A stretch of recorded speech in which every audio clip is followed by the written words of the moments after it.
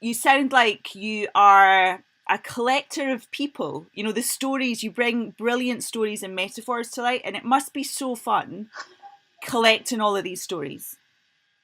Yeah, I do. Well, first of all, thank you. I really appreciate that, and it is really humbling for you to say such kind things, Kirsty. I think my background is I'm trying to think of a key word, but something like an eclectic one. So I grew up as a son of a boxing coach. So I spent um, my formative years growing up in a boxing club, and what I found in that environment is bullshit doesn't tend to go very far. Yeah. These were guys who were based in Europe's third poorest district in an area of inner city Manchester. So people didn't have a lot of time for bullshit or nonsense, and it was very sort of pragmatic as an environment. You either do it or you don't. Um, and I saw my dad sort of nurture and develop these guys that would come into the environment having never laced on a pair of gloves before. And he took 5 guys right the way through on a journey to become professional world champions. And I think I learned a couple of really powerful lessons that came out of that. The first of all was just how much of it was down to the psychology rather than necessarily the physical aspects of it. So they all got to a level where they were all as fit and as fast and as strong as each other. But then it was about who could control their emotions and understand the way that they were thinking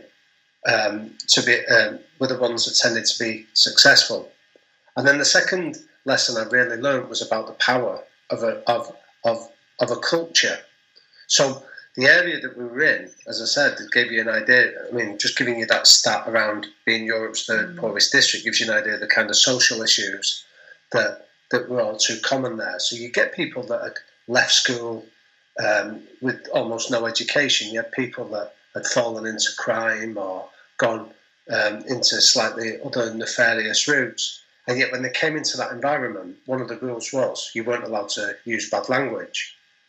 And the reason was because bad language betrayed a lack of discipline. If you couldn't think of anything to say than the swear word, that indicated that you had a lack of discipline.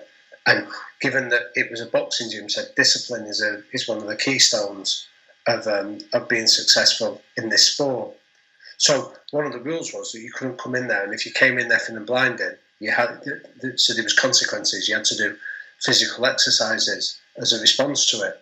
So you'd have these guys that would be effing and blinding that would walk up the steps and cross that threshold, and then would speak like choir boys for the 2 hours that they'd be in there, and they'd be respectful and they'd be sympathetic and understanding of each other. They'd be really encouraging, and then they'd walk back out of that environment and assume a completely different persona.